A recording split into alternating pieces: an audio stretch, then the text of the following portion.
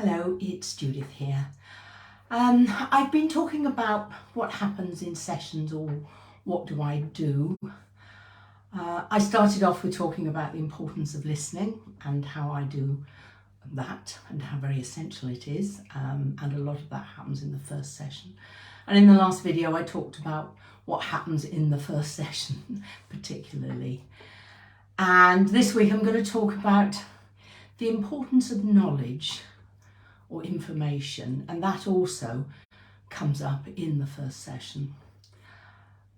I find that people who come to me with anxiety and with fears are comforted to a certain extent by having some understanding of what is actually going on, and also understanding or learning that it happens to all of us at some time. Some people more frequently than others, some people worse than others at certain times, but we all do it. So what's happening when you have anxiety or a fear or a worry or anything that's preying on your mind? Your mind can misinterpret what you're thinking as a threat. And what that does is immediately alert the fight-flight response. And I've talked about this before, but it bears repeating. And the fight-flight response immediately gets you ready for action.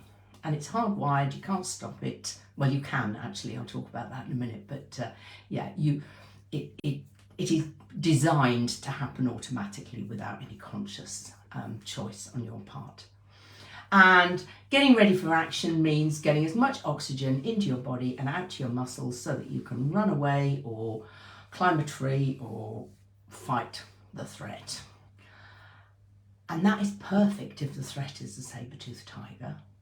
It's not perfect if the threat is a fear of needles, or if the threat is feeling anxious for most of every single day and sometimes night. It's not appropriate. It's not an appropriate response, but brain registers threat, kicks into action, and off we go. And what this explains to clients is the symptoms that they're experiencing, up to and including a full panic attack. So feeling sweaty, breathing fast and high, heart thumping, strange sensations inside you that, can be excitement, but in this case is fear. And it's scary to the point of I've seen people who have gone off to A&E thinking they're having a heart attack. So understanding that, I think, is, as I said in the beginning, a real comfort. So there is a process going on, and that process is started by what I'm thinking. And then I will go on to explain how, firstly, they are your thoughts. They don't feel like it a lot of the time, and I'll explain why in a minute, but they are your thoughts, and therefore they can be controlled. And the way to control them, well, there are a number of ways to control them, but in the alerted fear situation, the way to control them is with breathing. And why they feel as if they're not your thoughts is that we are all operating 50% of the time, at least, on autopilot, which means we're being run by our habits. So if you do something often enough, our brain automates it, and you feel that it's happening out of your control.